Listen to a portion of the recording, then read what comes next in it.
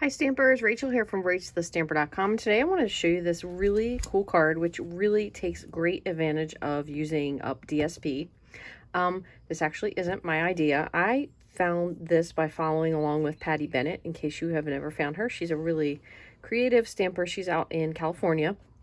But basically, this is the really pretty All About Autumn 6x6 DSP, and this is a great way to be able to use your DSP if you really don't know what you're going for a card. So you actually are going to use 3 sheets of paper, and I'll show you how to do that.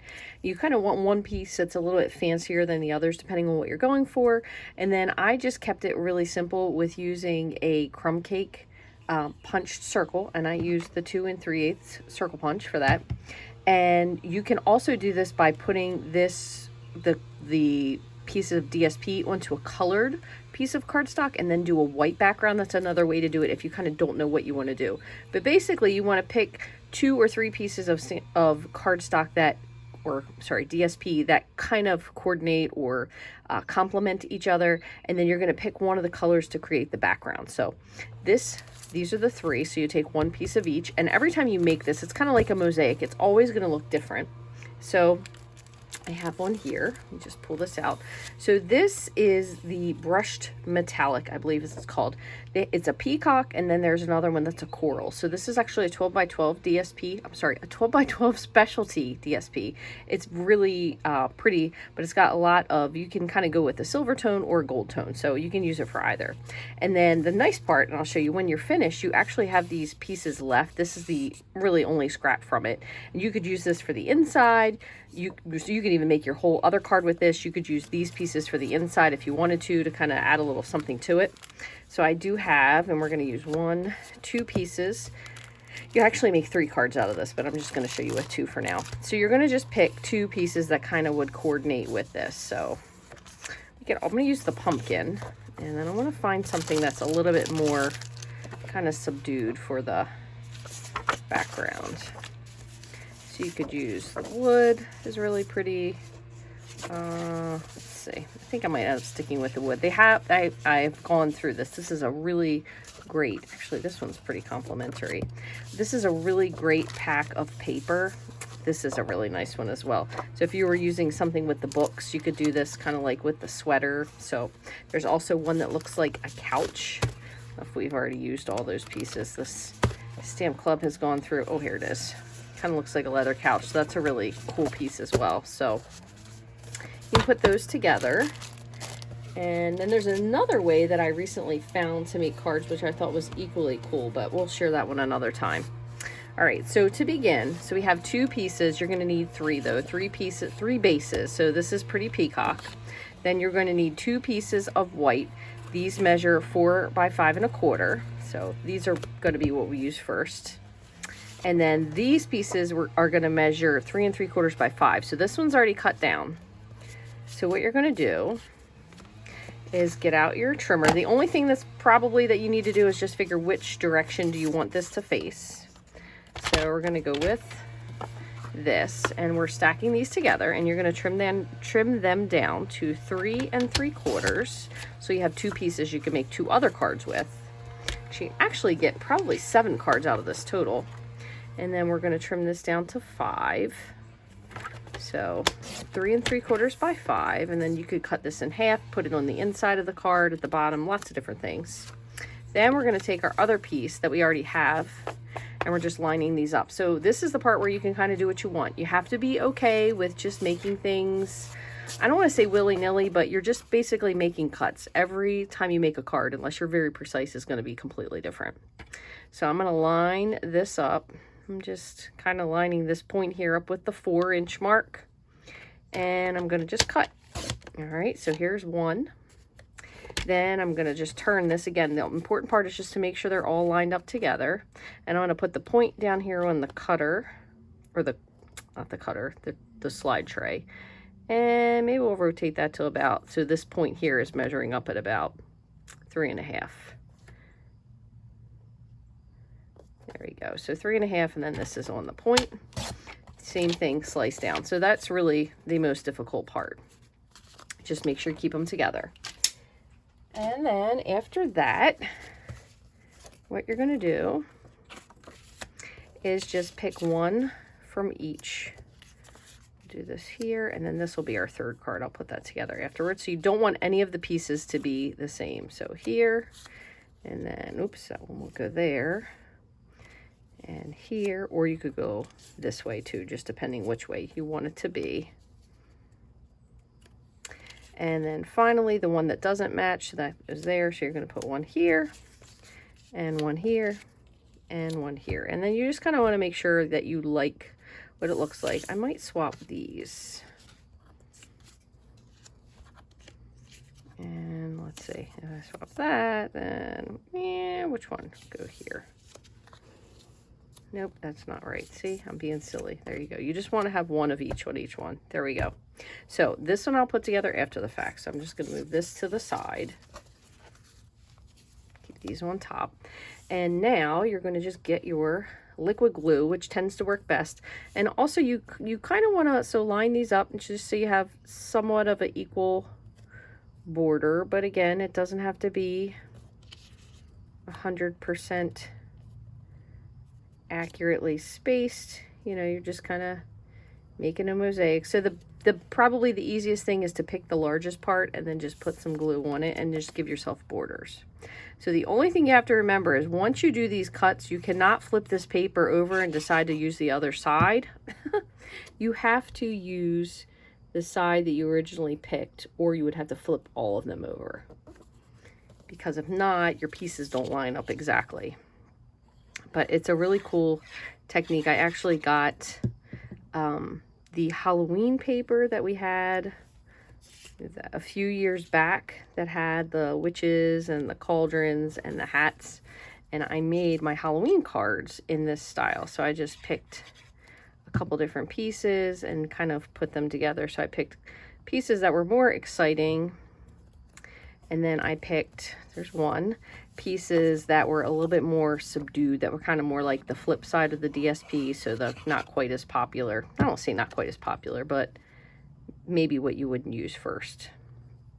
The B side, if it were a record. Boy, if that takes you back. I'm sure there's probably some people in here that don't even know what records are, so we'll wait for those comments to come flying in. B sides. They don't even probably do those anymore. Dating myself. Okay. And the nice part about the liquid glue is if you really don't press it down firmly, you will have just a little bit of time to adjust it. So then we're going to, I'm just going to hit this with my bone folder. Okay. And if you have a paper that's directional, you just want to kind of try to make sure you stick with that. If not, it doesn't really matter. I mean, obviously these leaves, pumpkins, and even this could go really anyway. So these bases, this is a half sheet of cardstock here. So if you open these up, just in case maybe you're new to this, this is a full sheet of cardstock. So it's 8.5 by 11. So these are called hamburger folds. So you would cut it in half at 5.5, and then this would be scored at 4.25. Or if you were using it the other way, you would have two long pieces. So they would be 11 inches by 4.25. You score at 5.5. So when you have one piece of cardstock that's 8.5 by 11, you can make 2 card bases with it, or 4 layers. So the layers would be like this, 4.25 by 5.5. Nope, I'm sorry, 4 by 5.25. If you were using a trimmed in layer. If you were using a full layer, it would be 4 by 5.25. So see, just like that one is probably could have technically been flipped around if you wanted to, but you don't have to. Really, whatever you want to do. And I'm going to go ahead and, ooh, got a little glue leak here. I'm going to put the cap on my glue, slide these over, and then I have 2 circles that I've punched out of the 2 3/8 inch circle punch. So you could do something autumn if you wanted to, which is a really great thing that you could do. Or if you wanted to make this, you could make these a birthday card. So I'm going to do Beyond Grateful and see what we'll do for the other one. So I'm going to just pull out the coordinating ink, So Pretty Peacock. If you wanted to, you could add something else, but I think sometimes less is more. And I'm not really much of a less is more stamper. I'm kind of like more is more, and then add some, and then add another technique until you really don't know where you started. So that will be one. And ooh, what's another good one we could use? This one will be a little bit big. Let's just do, I'm gonna do one autumn one.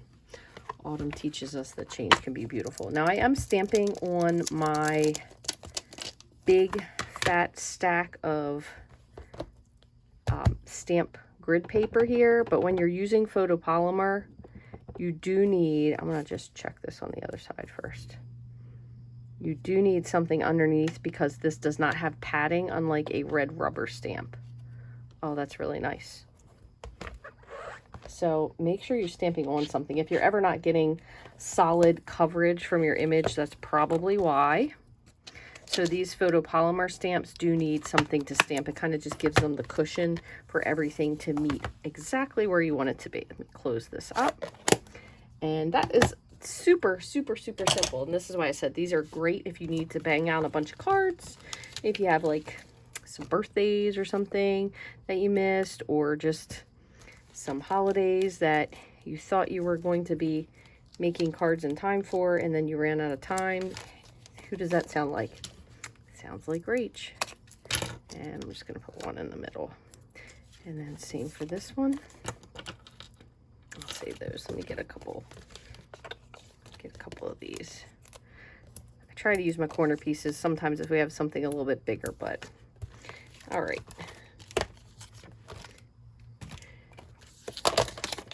So all you're going to do now is just remove your backing. And then I'm going to show you what I meant with the other one. So we're just going to pop those on there. If you wanted, you could add some ribbon, but you don't really need anything. This with just that really nice DSP, which again was in stock just the other day. It is extremely popular though, so you never know. It might have already gone out of stock, but could be back. Who knows? Okay, so you have 1, 2, and then, you know, with your other piece, you will have your third one. So this would make your third. Yeah, where is it here? Third would be this way. This is the way it is. No, this way. This would be your third card, and then you would have your third sentiment. Now, that aside, so 1, 2, 3, it'll make you nice cards, but you still have these leftover pieces. So what I wanted to show you is, if instead, the other thing you can do is you can always also just put a piece of DSP. So you would trim off the bottom here, and then you could put a sentiment. So let's just go same thing here. You could use that extra piece of DSP, stamp your sentiment on there. You can also use these little pieces if you wanted to on the inside of your card. So when you open your card and you put your panel in, granted this is a little teeny bit shorter, but you could just cut this in half. You could put half at the top, half at the bottom. You could use the shinier side if you wanted to, but you could also do the same thing just with a smaller piece of DSP. So don't count those out. You can still use them for something, just might not be exactly what you originally intended it for. So some really great simple cards, not a lot of effort, not a lot of product. Pick one color. I use the same base as the ink, so it makes it much easier. So if you have any questions about this, please feel free to leave me a comment here. If you like this video, please give me a thumbs up. You can follow along if you haven't already. I would love for you to subscribe if you have somebody you want to share this with as well. There's also a share button below. You can send them a link to this video. Thank you so much for watching. I hope you have a wonderful day.